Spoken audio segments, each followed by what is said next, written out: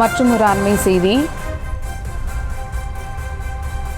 திருப்பதி லட்டு விவகாரம் தொடர்பாக விசாரணை குழு அமைக்கப்பட்டிருக்கிறது. விசாரணை குழு அமைத்தது உச்சநீதிமன்றம். அது குறித்த அண்மை செய்தியை பார்த்து வருகிறோம். மத்திய மாநில அதிகாரிகள்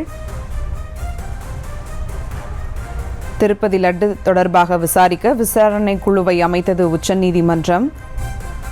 மத்திய மாநில அதிகாரிகள் அடங்கிய சிறப்பு விசாரணை குழு அமைக்கப்பட்டிருக்கிறது. இது குறித்த அண்மை செய்தியை பார்த்து வருகிறோம். மேலும் விவரங்களோடு இணைகிறார் செய்தியாளர் மதியழகன். வணக்கம் மதியழகன். இந்த லட்டு விவகாரம் தொடர்பாக விசாரணை குழு அமைக்கப்பட்டிருக்கிறது. மேலும் விவரங்கள்.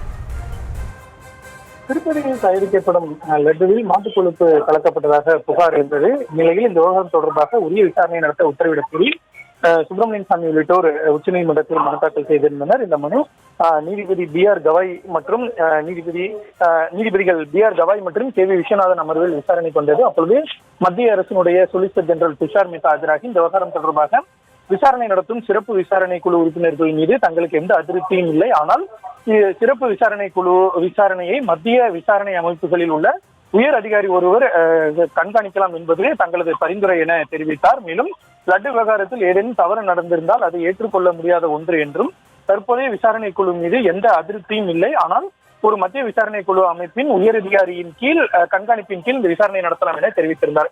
ஆந்திர அரசு தரப்பில் ஆஜரான மூத்த வழக்கறிஞர் முகுல் ரோஹத்கி சிறப்பு விசாரணை குழு மீது எந்த குற்றச்சாட்டோ அதிருப்தியோ இல்லாத நிலையில் சிறப்பு விசாரணை குழுவின் அந்த விசாரணையை தொடர வேண்டும் என்று தாங்கள் விரும்புவதாக ஆந்திர அரசு சார்பில் தெரிவிக்கப்பட்டது. நீதிபதிகளை பொறுத்தவரை இந்த விவகாரம் தொடர்பாக சிபிஐ விசாரணை நடத்தலாமே அல்லது நடத்தப்படும் விசாரணை சிபிஐ மேற்பார்வையிடலாமே என்ற ஒரு கேள்வியானது முன்வைக்கப்பட்டது. குறிப்பாக மத்திய மற்றும் மாநில அதிகாரிகளை கொண்டு விசாரணை குழு அமைக்கலாமே என்று கேள்வி எழுப்பப்பட்டது.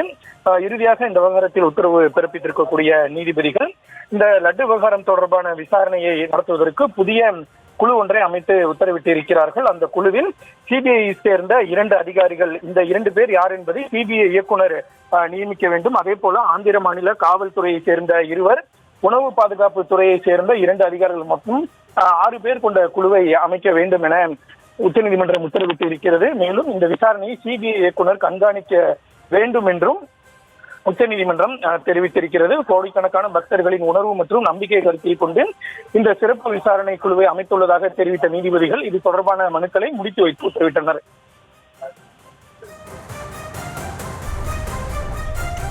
கூடுதல் விவரங்களுக்கு நன்றி மதியழகன்.